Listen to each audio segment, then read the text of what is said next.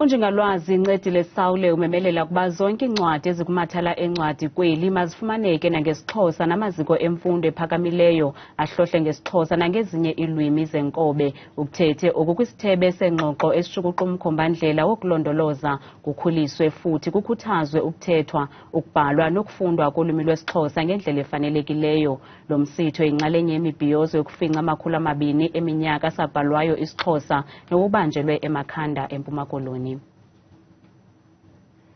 Njengomnye wababhali bencwadi ethi Unyana womntu, Unjingalwazi Ncedile Saule uthi imvelaphi yoshicilelo lwesiXhosa yeza ngamaKrestu nagqiba ekubeni kubekho inguqulelo ebhaliweyo khona ukuze abantu bakwazi ukufunda incwadi yezibhalo ezingcwele eyayibhalwe ngabamhlophe emva koko ishicilelwe ngoosiba.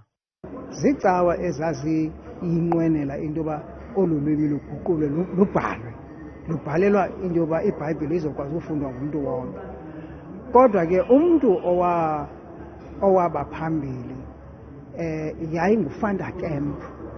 Umfo ekwakuthiwa ngufanda Kemp ngo-1879 ndiba. Kule panel apha ngaphakathi bakhona abaza kuyicakaca loo nto leyo bayicacise. Emva kofanda Kemp, ufanda Kemp zange ahlala ixesha lide, wabehle wahamba. Kwangena ke nguke uJohn Bene owada yena waza negama. Watsho isithi nakumaziko emfundo ephakamileyo makuhlohlwe ngolwimi ubani aluncance ebeleni nakumathala eencwadi zibhalwe ngeelwimi ezahlukeneyo iincwadi. Kwiilwimi zabantu abantsundu apha eMzantsi Afrika isiXhosa yaba sesokuqala. Isenziwa ubukhulu becala loo nto leyo ukuba abantu abangabelungu bafikela apha esiXhoseni kuqala. Baqonda ke into yoba ezinye zezinto ekufuneka bezenzile kukubhala isiXhosa sibhalwe.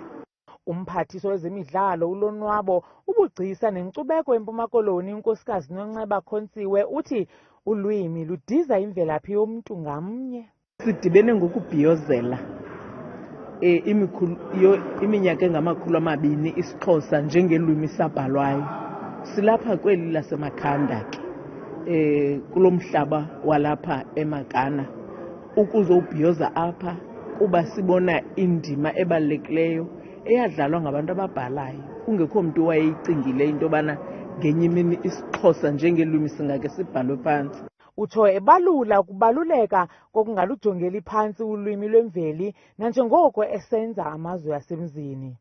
Egameni leenkokheli zomgquba, unkosikazi Mathanzima ophuma kwindlu yeenkokheli zomthonyama kweli phondo uthi luxanduva lwabantwana begazi ukulufukama balugcine olu lwimi, uqinisekisa ukuba luthethwa ngokusulungekileyo, lufundwe lubhalwe ngokuchanekileyo. Watsho ecaphula kwiinkundla zomthetho zeli ngelithi abo bangqubanisa intloko bantetha isiXhosa mabayeke ukusoma, ukubonisa intshisakalo yokulufunda olu lwimi nelunda ngolwimi lwabo lwenkobe.